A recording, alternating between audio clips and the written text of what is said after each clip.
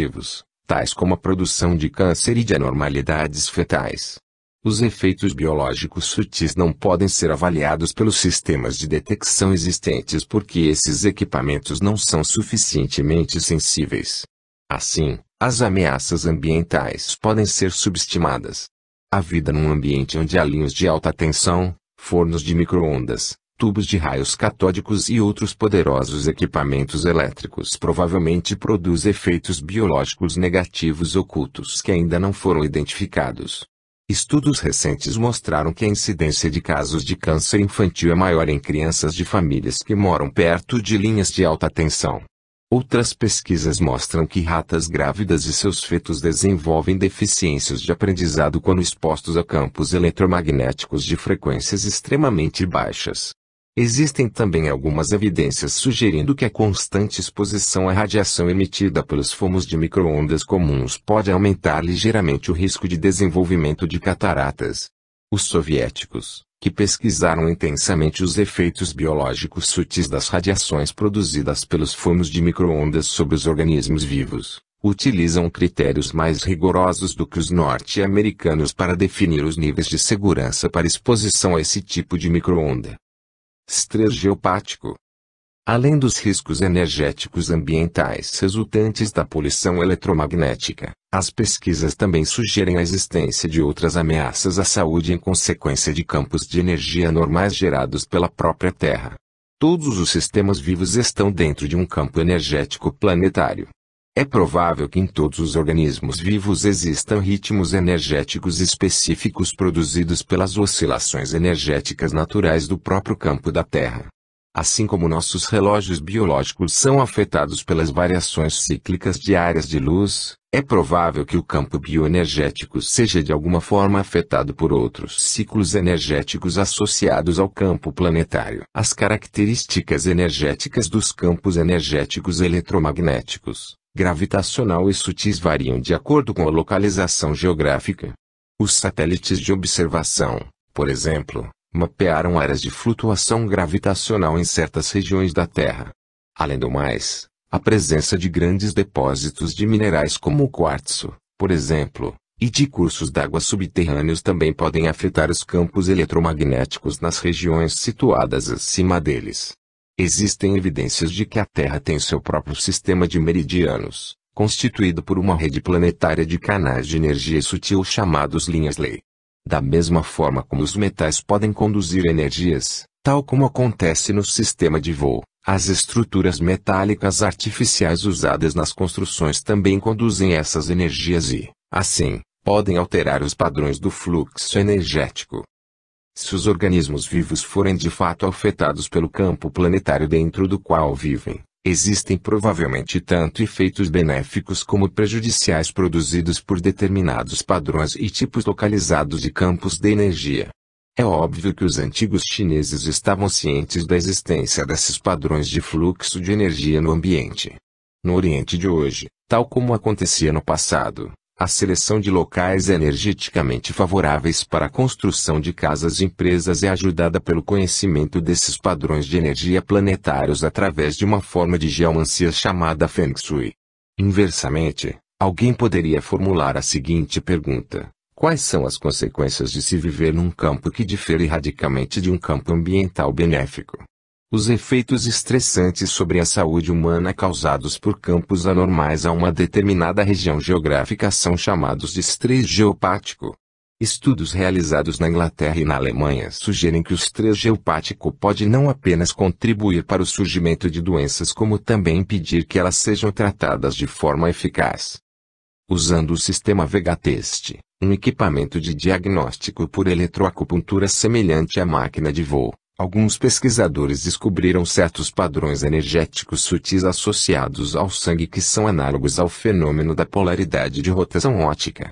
Sabe-se que determinadas moléculas existem tanto na forma levógira como na distrógira, e cada espécie de molécula, quando dissolvida numa solução transparente, fará com que o plano de luz polarizada gire ou no sentido horário, distrógiras, ou anti-horário, levógiras.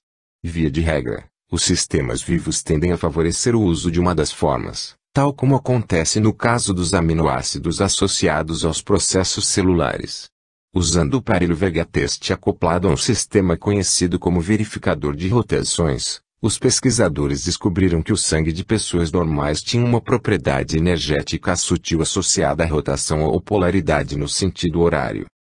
Verificou-se que as pessoas que viviam em regiões associadas ao estresse geopático tendiam a apresentar em seu sangue uma polaridade rotacional no sentido anti-horário.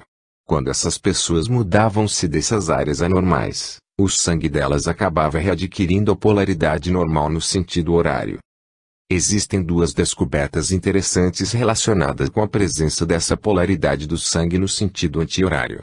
Em primeiro lugar, verificou-se que as pessoas com essa polaridade anormal, quando estão doentes, geralmente são refratárias a qualquer forma de intervenção médica energética sutil ou vibracional. Assim, o estresse geopático pode induzir no indivíduo um estado energético que se opõe às tentativas terapêuticas de reequilíbrio vibracional. Além disso, as experiências clínicas com o sistema Vega-Test mostraram que a maioria dos pacientes com câncer apresenta essa polaridade do sangue no sentido anti-horário. Essas descobertas levantam novas questões a respeito do significado dos estudos epidemiológicos que relacionam uma elevada incidência de casos de câncer a uma determinada região geográfica e a certas linhagens familiares. É possível que o fator comum em todas essas situações não seja apenas a hereditariedade compartilhada e a exposição a substâncias carcinogênicas presentes no ambiente local. O elemento comum a esses casos de câncer talvez esteja relacionado com a presença do estresse geopático. Isto não quer necessariamente dizer que o estresse geopático, ao criar essa polaridade invertida no sangue, seja a causa do câncer. É provável que a influência dos estresse geopáticos seja um dentre muitos fatores que atuam no processo de desenvolvimento do câncer. O campo geopático provavelmente atua em conjunto com uma variedade de outros fatores predisponentes, incluindo a dieta, a genética, os carcinógenos ambientais, os vírus e exposição anormal à radiação eletromagnética, além dos fatores energéticos sutis que afetam a vitalidade geral e a capacidade de defesa imunológica. Dispomos hoje de diversos métodos para neutralizar a influência do estresse geopático. A maneira mais fácil de eliminar esse estresse consiste em remover a pessoa afetada e seus pertences para outro local. Como isso nem sempre é economicamente factível, pessoas com experiência em rabidomancia podem examinar a casa ou local de trabalho suspeitos e fazer recomendações específicas. A inserção de hastes de ferro ou de aço em locais específicos da Terra, bem como a colocação de cristais em determinados pontos do campo de energia podem bloquear os padrões energéticos anormais e neutralizar o estresse geopático.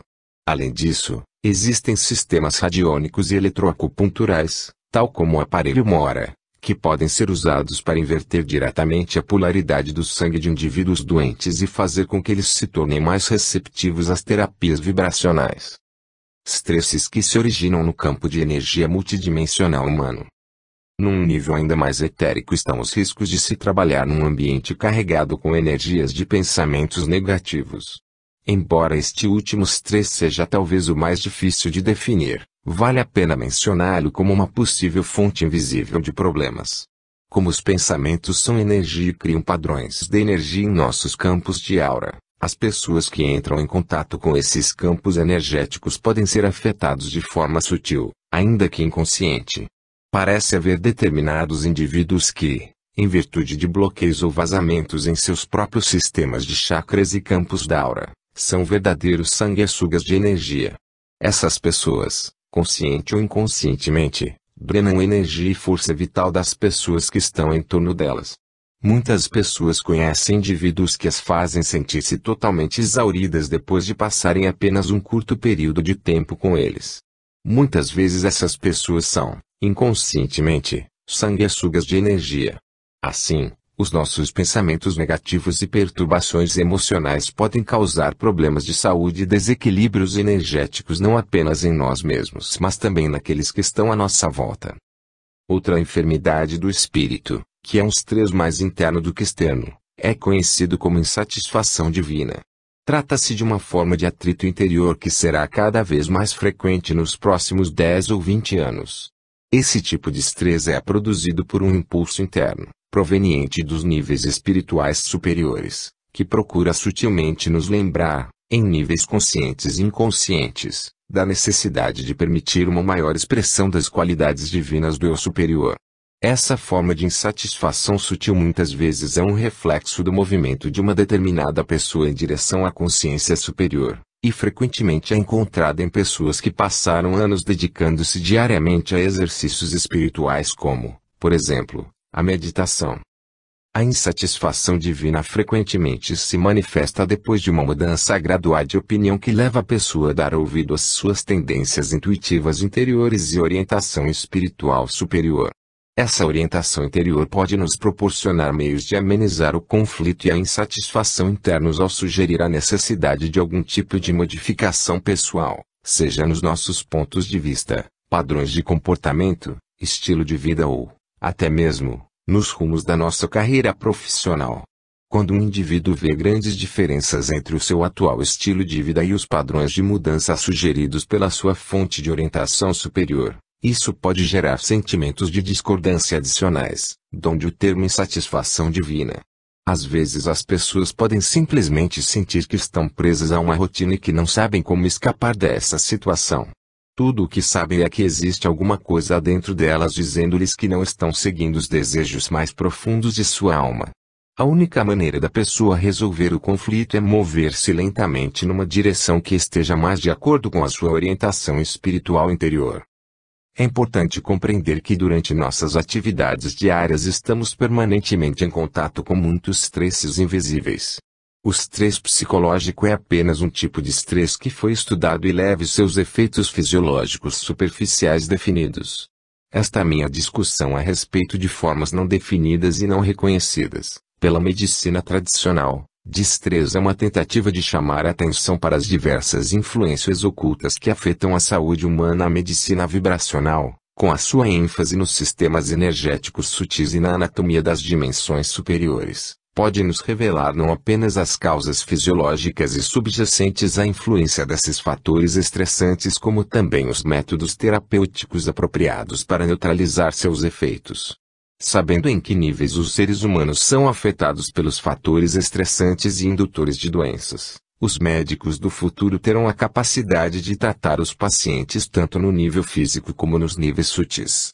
Assim, os médicos terapeutas poderão proporcionar tratamentos específicos que irão corrigir os desequilíbrios energéticos subjacentes às doenças e contribuir naturalmente para o processo da cura. Conforme vimos, os modelos atuais de clínica médica promovem um nível de interação médico-paciente que tende a lidar principalmente com níveis superficiais de diagnóstico, tratamento e manutenção da saúde. Os médicos tradicionais dedicam-se a descobrir causas físicas grosseiras para doenças e a prescrever, no espaço de tempo mais curto possível, o medicamento certo para a doença certa. A medicina holística e sua crescente legião de adeptos representam uma mudança gradual na maneira de encarar a medicina. O médico holístico cuida com interesse das doenças físicas tradicionais, mas não deixa de estar atento a fatores patogênicos não tão bem definidos, incluindo o estresse emocional, alergias alimentares e deficiências nutricionais. Os terapeutas holísticos dirigem sua atenção tanto para as questões relativas à saúde espiritual quanto para os determinantes físicos e emocionais das doenças, ainda que muitas vezes o façam na linha do pensamento religioso tradicional. Embora a medicina holística represente um passo na direção correta, as abordagens um tanto conservadoras de muitos médicos holísticos mais cedo ou mais tarde terão de ser complementados com informações e descobertas fornecidas pelos cada vez maiores bancos de dados da medicina vibracional. Existem indicações de que isto já está acontecendo, visto que muitos terapeutas holísticos estão começando a experimentar as essências florais de Bach, os remédios homeopáticos e os sistemas de diagnósticos por eletroacupuntura. A medicina vibracional nos proporciona uma perspectiva científica da fisiologia sutil, a qual ajudará os médicos a compreenderem e a tratarem os diversos efeitos do estresse sobre o sistema bioenergético humano. Utilizando os novos equipamentos de diagnóstico que fazem uso das energias sutis, começaremos a redefinir em termos exatos o que é o estresse e quais os elementos necessários para a saúde, o bem-estar e o desenvolvimento do ser humano em seus diversos níveis. As tecnologias da nova era estão começando a tornar-se mais eficazes no que diz respeito à formação de imagens de estados sutis de doença e à mensuração de desequilíbrios vibracionais associados a doenças em diversos níveis energéticos. À medida que esses sistemas de diagnóstico se tornam mais comuns, os médicos, terapeutas irão adquirir maior capacidade para detectar fatores potencialmente estressantes ou nocivos na vida de cada paciente, seja na forma de alergias alimentares, de tendências miasmáticas ou de reações a poluentes ambientais sutis. O mais importante ainda é que, tendo definido melhor aqueles fatores estressantes sutis que podem produzir efeitos negativos crônicos ou agudos sobre a saúde do paciente, os médicos do futuro poderão prescrever os remédios vibracionais adequados para suas necessidades específicas. Ao corrigir os desequilíbrios físicos, emocionais, mentais e espirituais do paciente através do uso de tratamentos vibracionais, terapias de meditação e técnicas de crescimento pessoal, o médico, terapeuta do futuro será capaz de ajudar os pacientes a irem além de um estado de neutralidade e alcançarem realmente um novo nível de saúde, crescimento pessoal e bem-estar. Pontos fundamentais a serem recordados. 1. Estamos na iminência de uma grande mudança de paradigma que se estende por todas as ciências, desde a física até a medicina e a biologia. Essa mudança envolve uma transição do modelo mecanicista newtoniano para a aceitação do paradigma einsteiniano de um universo complexo semelhante a um campo energético, ainda que interligado. 2. A consciência é uma forma de energia. A consciência evolui à medida que passa pelos veículos físicos de expressão e interage com eles. Conforme é ilustrado pela filosofia reencarnacionista, ela é o mais elevado impulso espiritual a impelir o próprio processo biológico evolutivo. 3. Os seres humanos são complexos mente-corpo-espírito que se mantêm em constante equilíbrio dinâmico com as dimensões superiores da realidade. Essas propriedades superiores conferem ao veículo físico as propriedades de vida e de expressão criativa. 4. A interface que controla o fluxo dessas energias superiores para a estrutura física é constituída pelo sistema chakra-nádia e pelo sistema de meridianos acupunturais, os quais atuam em conjunto com o corpo biocristalino e as redes bioeletrônicas. 5. Existem diversos métodos para o tratamento de doenças cardíacas. O modelo médico ortodoxo utiliza medicamentos, cirurgia e várias técnicas não cirúrgicas de angioplastia para melhorar a função cardíaca. Além da visualização e dos métodos de redução de estresse, os médicos holísticos oferecem a quelação como uma terapia alternativa.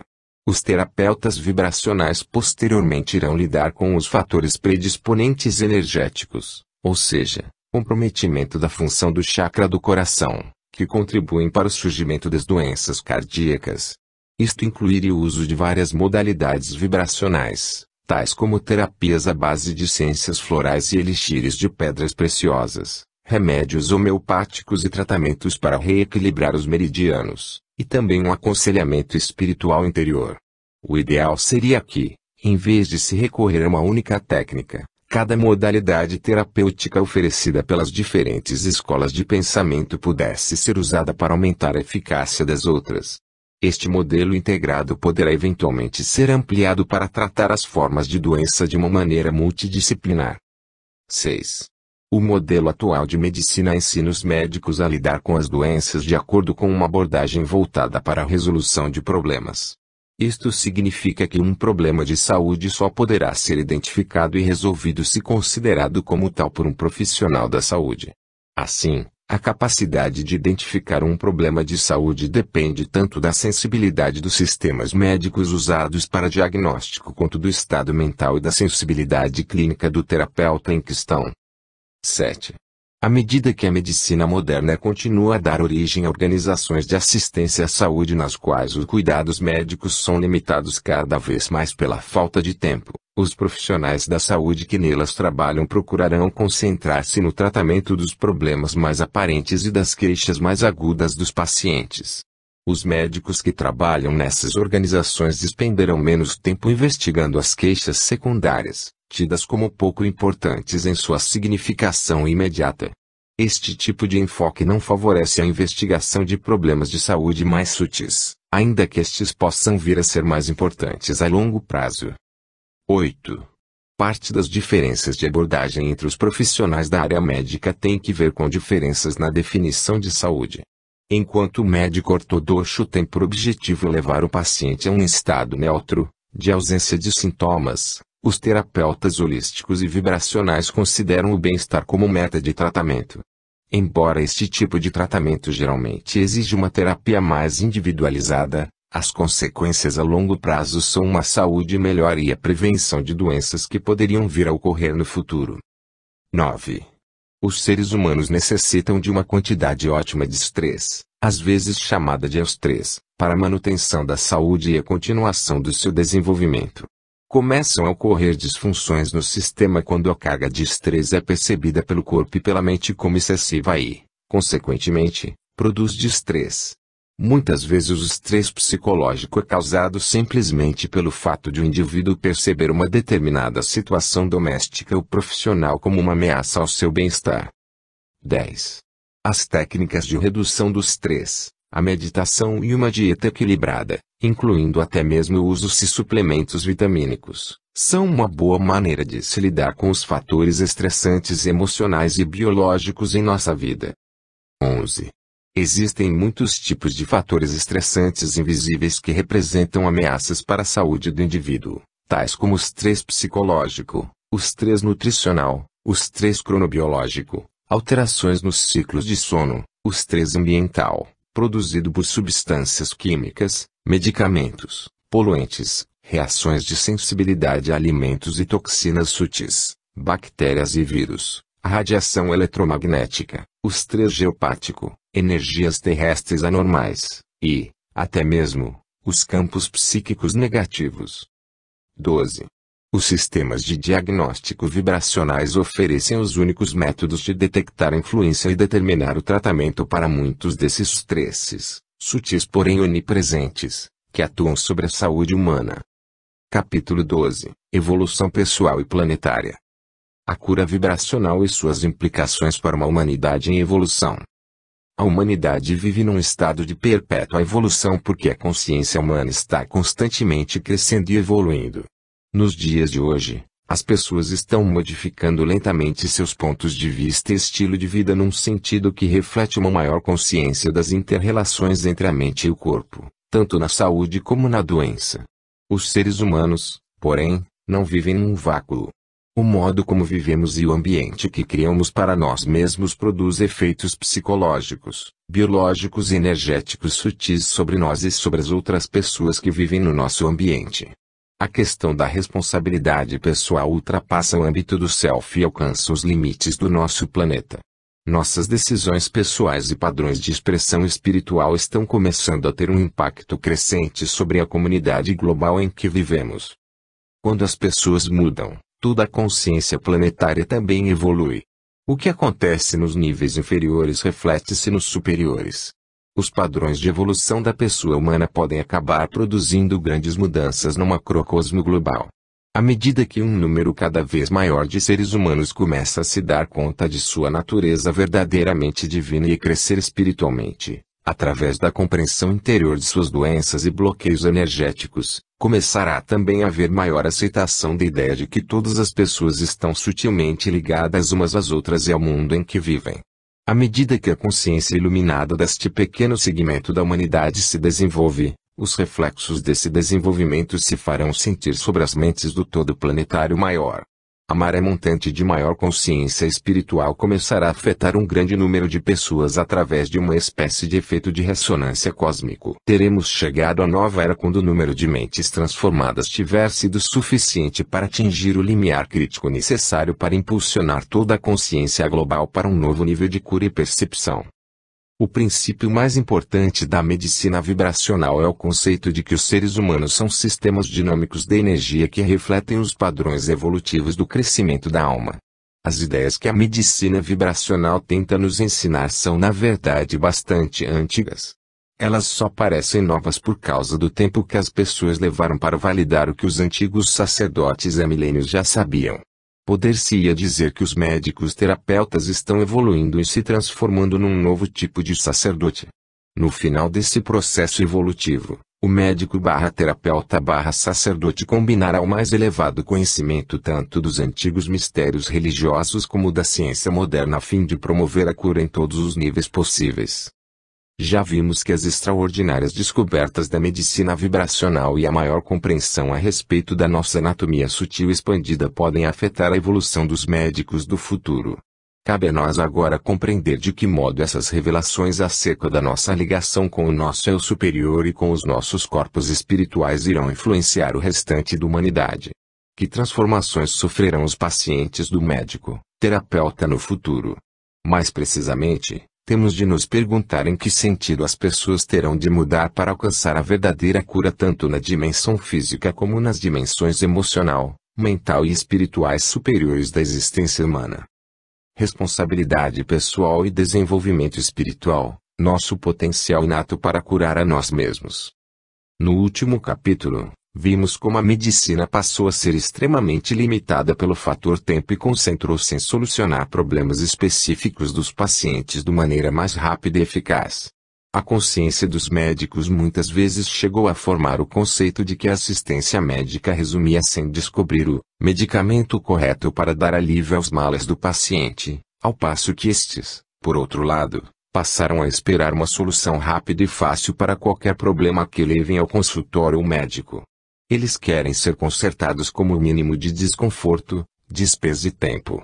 Tomar uma pílula para solucionar problemas de saúde transformou-se numa crença e numa expectativa arraigada entre muitas pessoas. É muito mais fácil tomar um remédio que proporcione um rápido conserto do organismo do que modificar hábitos potencialmente insalubres que possam estar contribuindo para o problema da saúde. Em outras palavras, tendo a possibilidade de escolher, a maioria das pessoas opta pela saída mais fácil. A preferência por soluções fáceis e rápidas é um reflexo da falta de responsabilidade com que muitas pessoas encaram as questões relativas à própria saúde. Não há dúvida de que a vida é estressante e que é difícil ter uma dieta equilibrada e exercitar-se regularmente. Sempre é mais fácil comer o que, quando for possível, tomar alguns drinks ou fumar alguns cigarros com o pessoal do escritório na hora do almoço e escarrapachar-se diante da televisão à noite para relaxar e recuperar-se das irritações do dia. Consideradas as coisas a partir das perspectivas de um atencioso médico tradicional que está realmente tentando ajudar seus pacientes a terem uma vida mais sadia, sempre foi muito difícil conseguir que as pessoas modifiquem seu modo de viver. Muitas vezes elas só adotam hábitos de vida mais sadios depois de algum acontecimento traumático, como um ataque cardíaco ou o diagnóstico de alguma outra doença grave. A maioria das pessoas tende a adotar uma atitude em relação aos seus médicos que poderia ser expressa nas seguintes palavras: aqui está o meu corpo. Faça os reparos necessários e o devolva a mim às 6 da tarde. Essas pessoas não querem assumir a responsabilidade de conservar a própria saúde. Elas acham que cabe ao médico mantê-las sadias, quaisquer que sejam os seus hábitos. Esta atitude está começando lentamente a mudar devido a um maior nível de educação dos pacientes e a uma crescente consciência do público acerca do conceito de bem-estar. A questão da responsabilidade para com a própria vida é importante para a saúde do indivíduo. Trata-se de um problema que tem sido atacado de diversas formas, na maioria das vezes sem muito sucesso, até mesmo pelos médicos tradicionais mais conservadores. No que diz respeito à prescrição de medicamentos, embora um médico possa receitar um determinado remédio a um paciente, como, por exemplo, um antibiótico para combater uma infecção, cabe ao paciente comprar o medicamento e tomá-la de acordo com as orientações recebidas. Se o paciente não assume a responsabilidade de seguir as recomendações do médico e, por causa disso, não fica bom, a culpa não é do médico, embora muitos pacientes pensem o contrário. Assim, a responsabilidade pessoal desempenha um papel importante até mesmo na mais simples das interações médico-paciente. O médico, de certa forma, é não apenas um agente promotor da cura como também um conselheiro e educador. Cabe ao paciente seguir as recomendações do médico para alcançar o estado de saúde que procura. Muitos dos primeiros modelos médicos ocidentais de doença consideravam que as ameaças à saúde e ao bem-estar do indivíduo tinham sua origem fora dele. As doenças seriam produzidas por traumatismos, envenenamentos ou infecções provenientes de alguma fonte externa. Conforme vimos no último capítulo e em boa parte deste livro, a ocorrência de doença depende de muitos fatores. O estado de doença é o clímax dos efeitos de fatores negativos externos e internos. Já discutimos aqueles fatores internos que predispõem as pessoas à doença quando tratamos da resistência do hospedeiro. É óbvio que nossa capacidade de defesa imunológica e de manter homeostase é afetada não apenas por fatores físicos, tais como a alimentação e as condições físicas de maneira geral, mas também pelo nosso nível de bem-estar mental e emocional. Esta última categoria, os efeitos das emoções sobre o nosso nível de saúde, até recentemente foi subestimada pela medicina tradicional. É cada vez maior o reconhecimento, tanto por médicos holísticos como por médicos ortodoxos, de que o estresse emocional é um fator importante no processo de produção de doenças. No último capítulo vimos de que modo os conflitos emocionais, os sentimentos de impotência e a falta de amor por si mesmo podem ter efeitos nocivos sobre o funcionamento dos principais chakras. Como os chakras fornecem energia sutil aos diversos órgãos do corpo, os bloqueios e conflitos emocionais podem resultar num fluxo energético anormal para diversos sistemas fisiológicos. Com o passar do tempo, esses fluxos de energia anormais podem produzir doenças de maior ou menor gravidade em qualquer órgão do corpo. Dentre os bloqueios de chakra conhecidos, a disfunção no chakra do coração talvez seja a que produz consequências mais devastadoras. O chakra do coração é o principal centro energético do sistema chakra, nadis. Trata-se de um elo fundamental entre os 3 chakras inferiores e os 3 chakras superiores. Num outro sentido, é também o centro da existência humana, pois é o principal chakra por onde podemos expressar amor. A expressão do amor talvez seja uma das lições mais importantes que os seres humanos têm a aprender durante sua encarnação no plano físico. Sem amor, a existência pode ser árida e desprovida de sentido. É necessário que aprendamos a amar, não apenas pessoas que estão à nossa volta, mas também a nós mesmos.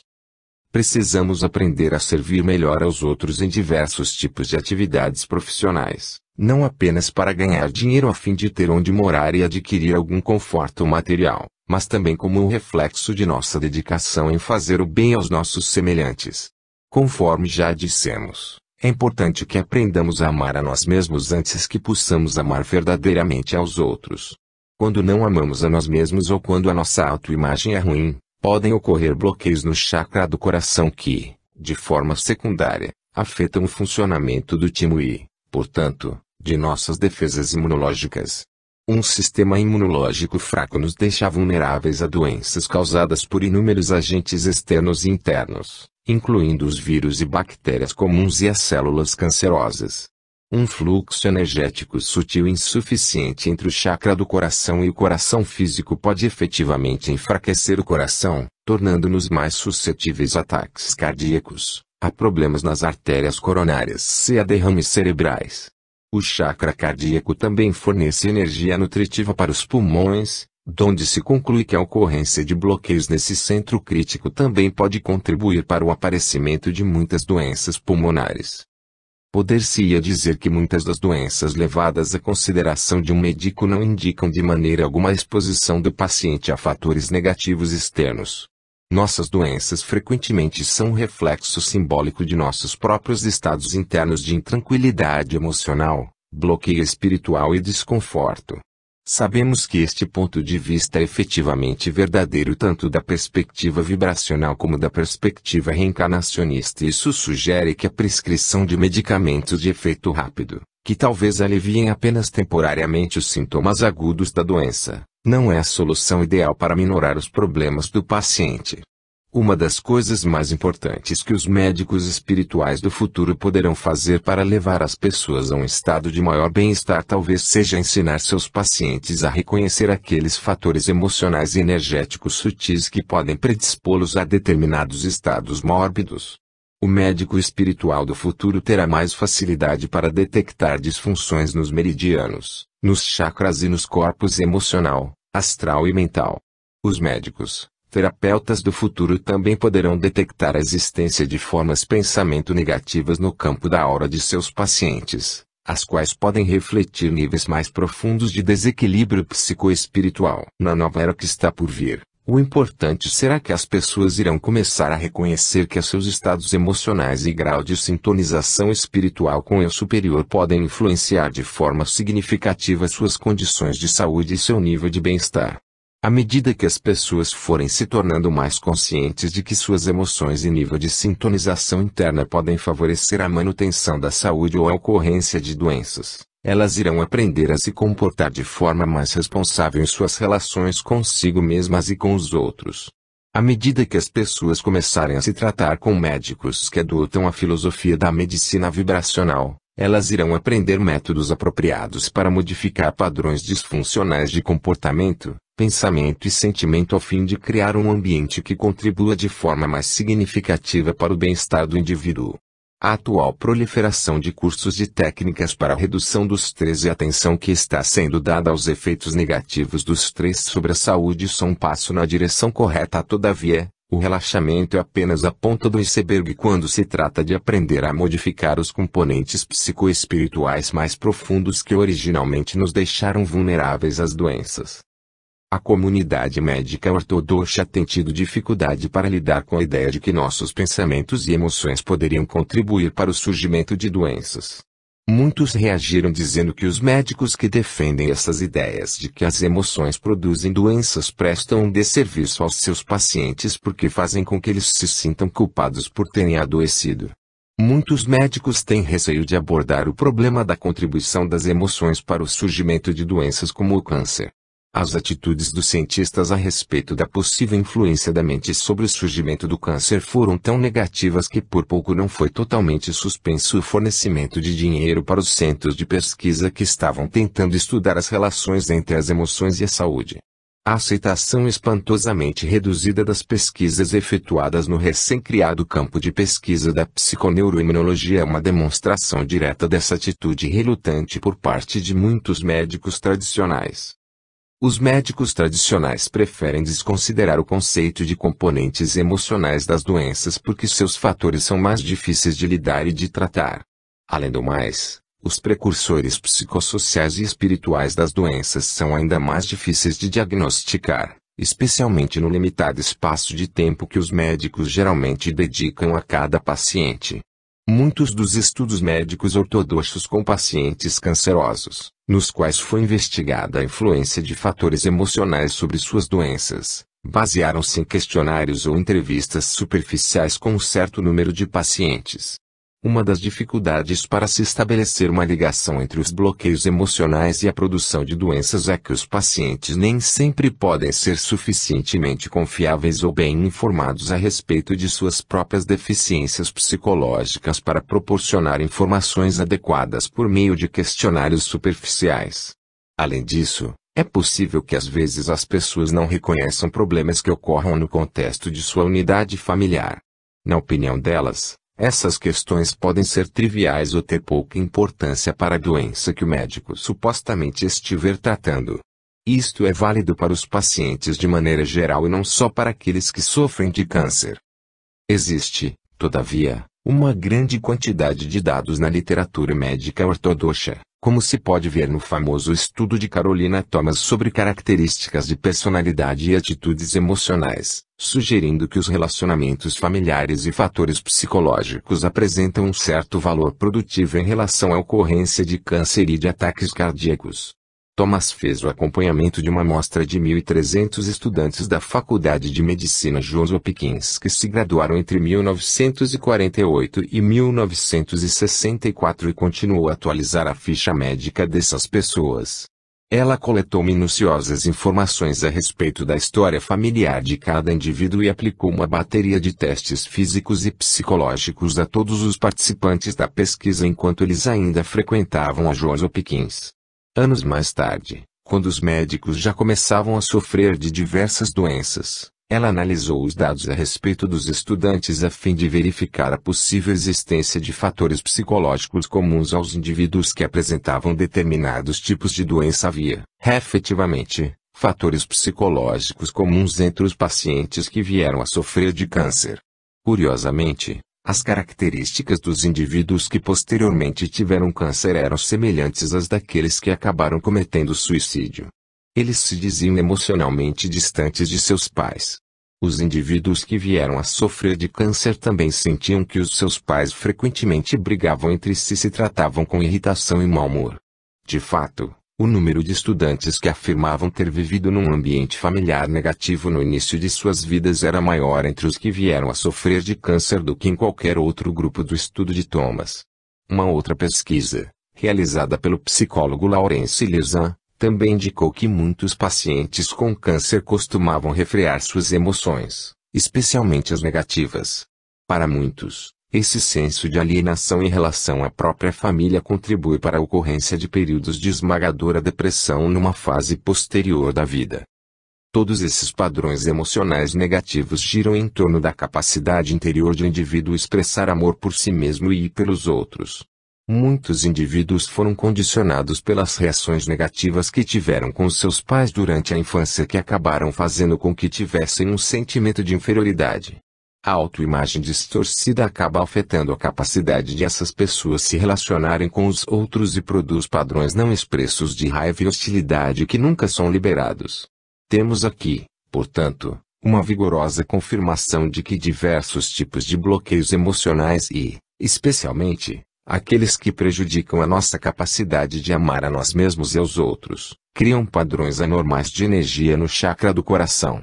Esses padrões energéticos disfuncionais diminuem a vitalidade do sistema imunológico e de outros sistemas de órgãos, podendo eventualmente manifestarem-se na forma de uma doença séria no corpo físico. Terapeutas como o Dr. Carlos Simonton, que trabalhou com pacientes cancerosos a fim de tentar modificar atitudes e autoimagens negativas, descobriram que um fome e desejo de viver produz um efeito positivo na taxa de sobrevivência cru. Casos avançados da doença. Seus programas de tratamento procuram não apenas mobilizar os sistemas imunológicos dos pacientes como também, por meio da meditação, da formação de imagens mentais e de uma variedade de outras técnicas, modificar as atitudes e padrões emocionais disfuncionais que contribuem para o surgimento da doença. Alguns médicos tentaram verificar se apenas a atitude do paciente poderia produzir um efeito sobre a taxa de sobrevivência em casos avançados da doença, como os resultados de Simonton sugeriram. Infelizmente, porém, não é de fato possível comparar as estatísticas de sobrevivência entre pacientes com câncer que tinham a esperança de se curar e aqueles que, além dessa atitude positiva, também estimulavam ativamente seus sistemas imunológicos através da formação de imagens mentais. É difícil generalizar os resultados do trabalho de Simonton examinando-se apenas os efeitos das atitudes positivas sobre a taxa de sobrevivência. Também não é possível desprezar o trabalho de Simonton com base somente nos efeitos das atitudes positivas ou negativas. Um estudo publicado na edição de 13 de junho de 1985 do The New England Journal of Medicine afirmava não se ter descoberto nenhuma relação entre as atitudes emocionais e a taxa de sobrevivência de pacientes em estágios avançados de cânceres de alto risco.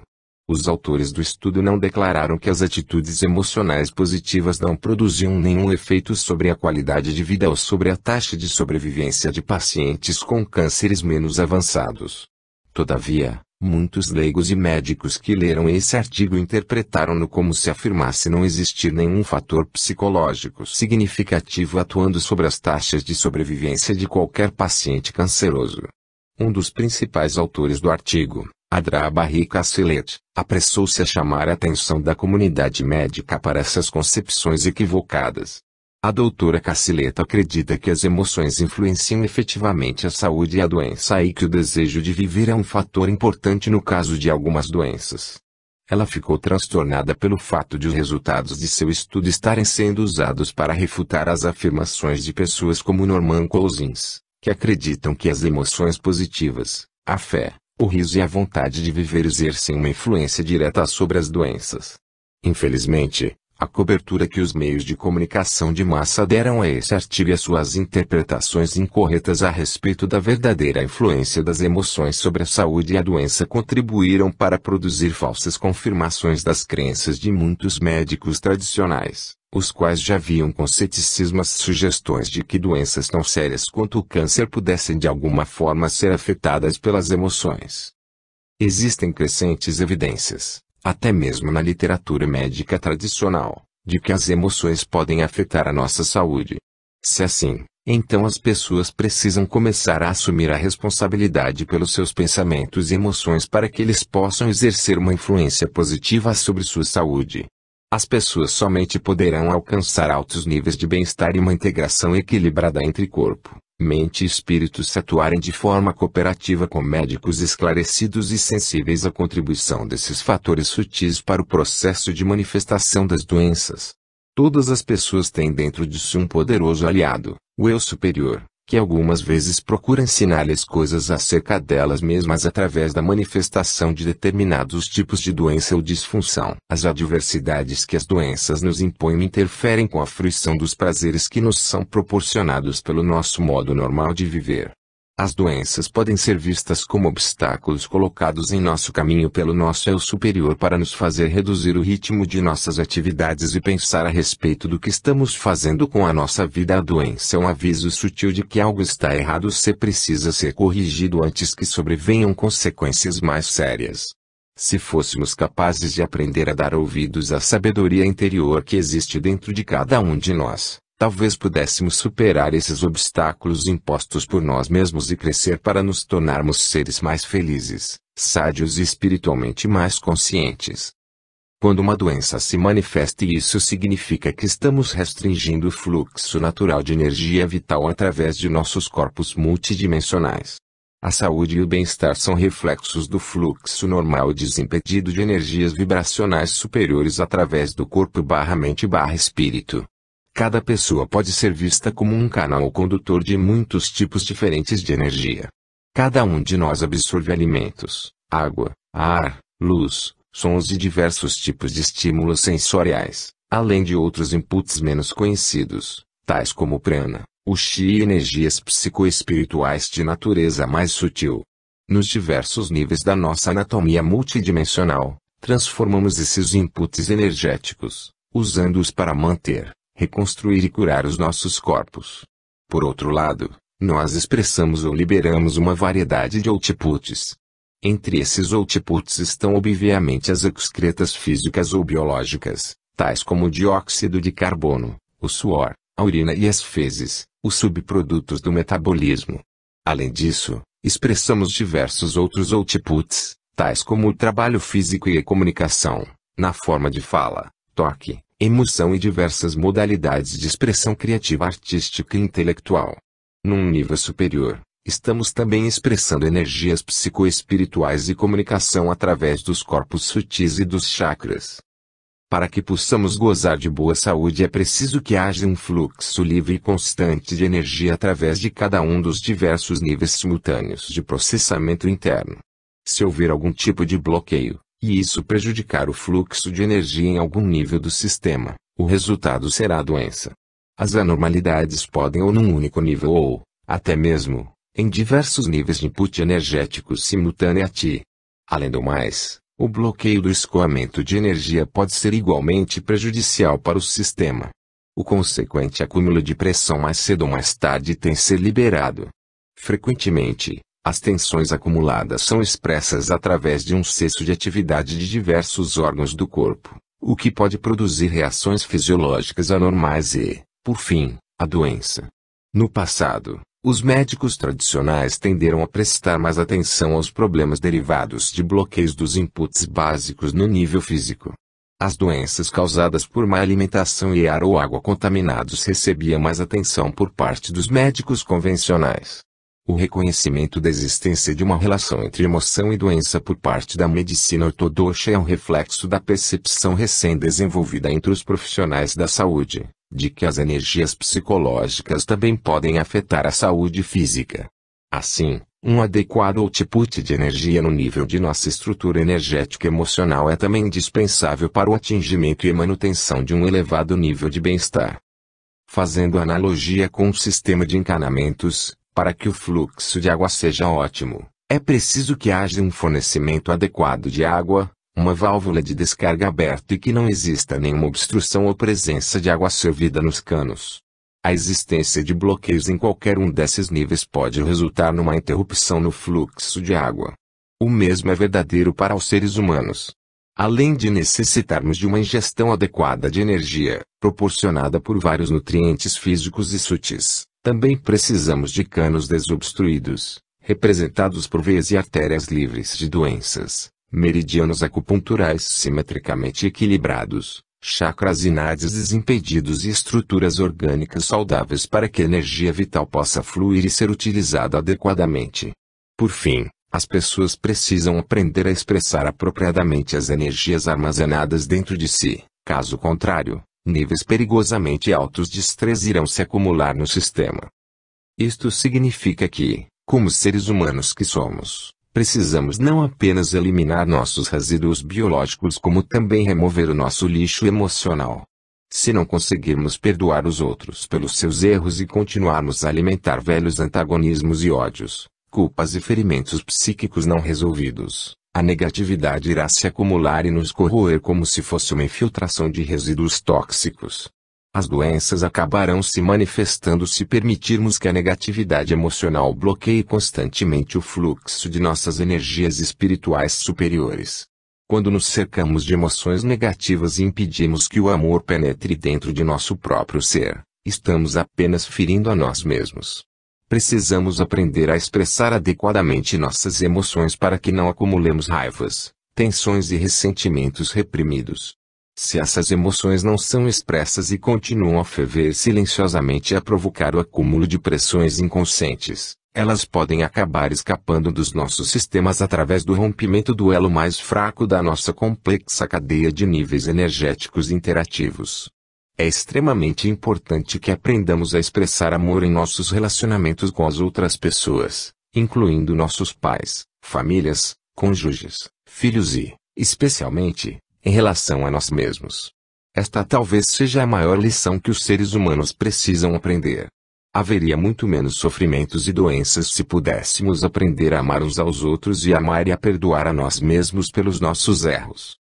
Além de expressar outputs emocionais, os seres humanos são entes naturalmente criativos e inteligentes que têm necessidade de dar vazão a seus talentos naturais através da literatura, da pintura, da invenção das mais diversas coisas e da arte de maneira geral.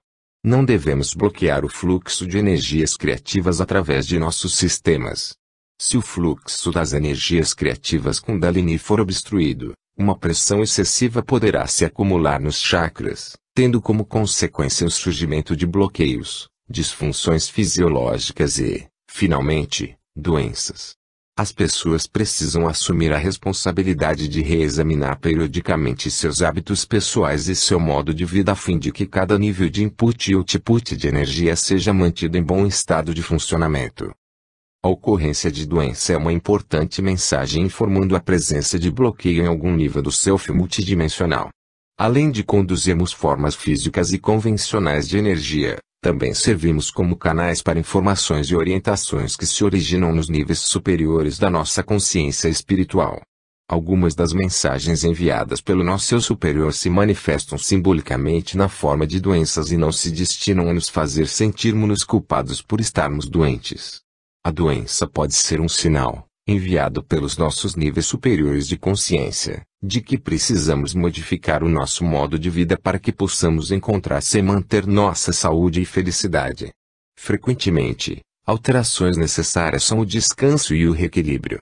Outras vezes é preciso fazer uma modificação na dieta, uma reavaliação emocional ou evitar alguma influência tóxica ambiental. Algumas vezes a lição a ser aprendida é a de que precisamos buscar uma maior percepção e sintonização espiritual. A insatisfação divina que muitos estão começando a sentir, à medida que nos aproximamos da nova era, é um reflexo da grande necessidade que os seres humanos têm de satisfação e estímulo espiritual. Uma lição importante a ser aprendida é a de que precisamos começar a prestar mais atenção ao nosso corpo. Temos de considerar cada padrão de destreza físico como uma espécie de mensagem que o eu superior está nos tentando comunicar através da linguagem simbólica do hemisfério cerebral direito. Quando estamos doentes e sentindo dores, procuramos a ajuda de especialistas com mais experiência na compreensão das causas das doenças. Frequentemente, é importante buscar assistência de profissionais a fim de obter ajuda para fazer o organismo retomar um estado de melhor equilíbrio e bem-estar. Uma coisa, porém, é pedir ajuda. Outra, algo diferente, é esperar que o médico cure todas as nossas doenças sem que precisemos participar ativamente do processo. Nós não podemos abrir mão de todo o controle e responsabilidade em favor de pessoas investidas de autoridade. As pessoas precisam começar a trabalhar com os médicos de forma cooperativa.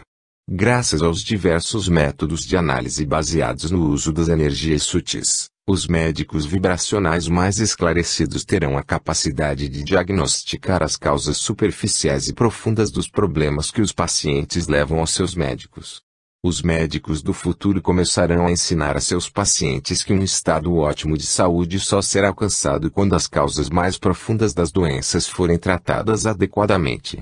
Os pacientes começarão a aprender que as soluções rápidas para as doenças, mesmo quando intensamente desejadas, podem apenas encobrir problemas mais profundos relacionados com desequilíbrios energéticos crônicos. Os médicos esclarecidos poderão trabalhar com os pacientes a fim de alterar padrões emocionais disfuncionais através da psicoterapia, de vitaminas, da meditação e de técnicas de redução do estresse. Os pacientes irão modificar os elementos superiores de sua consciência usando essências florais, elixires de pedras preciosas, remédios homeopáticos e várias outras modalidades de terapia baseadas no uso das energias sutis. Para que ocorra uma cura e um equilíbrio interno mais permanentes, porém, ainda é importante que as pessoas usem essas terapias de forma acessória ao mesmo tempo centímetros que implementam outras mudanças em seus hábitos alimentares, em seu estilo de vida de maneira geral, e em suas maneiras de pensar e de sentir. Uma vez que saibamos quais são as verdadeiras causas de nossa doença, precisaremos começar a fazer alterações permanentes que irão ter como consequência uma cura em muitos níveis simultâneos. Precisamos aprender a assumir a responsabilidade por nossas próprias vidas. Ao longo de nossas vidas, fazemos opções e agimos em determinados sentidos. É necessário que as pessoas comecem a assumir a responsabilidade e a tornar-se mais conscientes das consequências de seus atos. Não há dúvida de que só recentemente tomamos consciência do modo pelo qual coisas tão simples como nossos pensamentos e emoções podem afetar de forma negativa a nossa saúde. Tendo sido armados por seus médicos com esse novo conhecimento, os pacientes precisam começar a perceber que seus relacionamentos emocionais, padrões de pensamento e capacidade de expressar amor por si mesmos e pelos outros produzem efeitos significativos sobre seu estado de saúde. Como fazer para mudar essas coisas já é uma outra história. Nesse livro nós já descrevemos diversas técnicas psicológicas e métodos psicoenergéticos que visam fazer isso. A lição importante é que as pessoas precisam ser ensinadas e educadas a respeito das cruciais interações entre seus corpos, mentes, emoções e energias espirituais. Depois que começamos a compreender que somos seres basicamente espirituais em luta contra as limitações do corpo físico, nossa consciência começa a mudar. Quando as pessoas alcançam um nível de conhecimento no qual começam a compreender as verdadeiras causas de suas doenças, elas lentamente darão início a um processo positivo de modificações. Ignorar a verdadeira causa de nosso sofrimento depois de conhecer os seus efeitos sobre nós serviria apenas para agravar o nosso desconforto. O médico não pode fazer tudo sozinho. Para que haja uma cura mais permanente, é necessária a cooperação e ajuda energética do paciente. Os médicos não podem eximir as pessoas de suas responsabilidades mediante o simples expediente de prescrever-lhes um remédio ou submetê-las a uma cirurgia. O médico, terapeuta será mais apto a aconselhar as pessoas quanto às maneiras pelas quais suas ações, emoções ou o ambiente em que vivem possam estar afetando-as de uma forma negativa. Depois de identificar essas energias negativas, A pessoa precisa efetuar mudanças que irão eliminar a causa da redução do fluxo de energia através do seu sistema de múltiplos níveis ou, então, preparar-se para enfrentar doenças ou desconfortos que mais cedo ou mais tarde irão se manifestar. Algumas das principais questões emocionais que as pessoas atualmente estão tentando resolver envolvem as lições básicas dos chakras, discutidas no capítulo 10. Cada uma dessas questões é um obstáculo situado ao longo do caminho de transformação que leva à iluminação espiritual e que, mais cedo ou mais tarde, cada ser humano terá de superar. As questões mais básicas, que afetam os 3 chakras inferiores, estão relacionadas com a sexualidade, o poder pessoal e a ligação com a Terra. De certa forma, a ligação com a Terra é a mais importante dessas questões, porque diz respeito ao nosso relacionamento com o planeta em que vivemos. A nossa ligação com a Terra e com suas belezas afeta nossa capacidade de trabalhar de